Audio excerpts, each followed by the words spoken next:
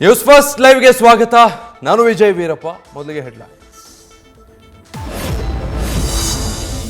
ಹಾಸನದಲ್ಲಿ ಅಶ್ಲೀಲ video viral ಹಗರಣ. ಇವತ್ತು ಪ್ರಜ್ವಲ್ ರೇವಣ್ಣ ಭಾರತಕ್ಕೆ ಮರಳುವುದು ಡೌಟ್.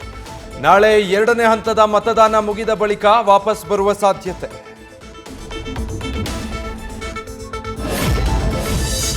ನಾಲ್ಕು ದಿನ ರೇವಣ್ಣರನ್ನ ವಶಕ್ಕೆ ಪಡೆದ ಎಸ್ಐಟಿ. ಸುಸ್ತಾಗಿದ್ದರಿಂದ ತಡರಾತ್ರಿ ಯಾವುದೇ ವಿಚಾರಣೆ ನಡೆಸಿಲ್ಲ. ಇವತ್ತು ಸ್ಥಳ ಮಹಜರಿಗೆ ಕರೆದುಕೊಂಡು ಹೋಗುವ ಸಾಧ್ಯತೆ.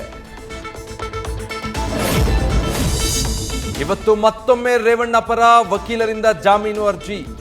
ಈಗ ರೆಗ್ಯುಲರ್ ಬೇಲ್ಗೆ ಅರ್ಜಿ ಸಲ್ಲಿಕೆಗೆ ತಯಾರಿ. ಎಸ್ಐಟಿ ಕಸ್ಟಡಿಯಲ್ಲಿರುವ ಕಾರಣ ಬೇಲ್ ಸಿಗೋದು ಡೌಟ್. ಪ್ರಜ್ವಲ್ ಬಳಿಕ ಎಚ್.ಡಿ. ರೇವಣ್ಣ ವಿರುದ್ಧವೂ ಕ್ರಮವಾಗುತ್ತಾ? ದೇವೇಗೌಡರನ್ನ ಭೇಟಿಯಾದ ಹಿರಿಯ ನಾಯಕ ತಿಪ್ಪೇಸ್ವಾಮಿ. ಆರೋಪ ಮುಕ್ತಗೊಳ್ಳುವವರೆಗೂ ಕ್ರಮಕ್ಕೆ ಒತ್ತಾಯ. ದೇವೇಗೌಡರ ವಿಚಾರದಲ್ಲಿ ಡ್ಯಾಮೇಜಿಂಗ್ ಹೇಳಿಕೆಗಳು ಬೇಡ. ಕಾಂಗ್ರೆಸ್ ನಾಯಕರಿಗೆ ಸಿಎಂ ಡಿಸಿಎಂ ಖಡಕ್ ಸೂಚನೆ. ಮಾಜಿ ಪ್ರಧಾನಿ ಟಾರ್ಗೆಟ್ ಮಾಡದಿರಲು ಕೈಪಾಳೆಯದ ಎಚ್ಚರಿಕೆ. ನ್ಯೂಸ್ ಫಸ್ಟ್ ನಿರ್ಭೀತಿಯಿಂದ ನಿಮ್ಮ ಪರವಾಗಿ.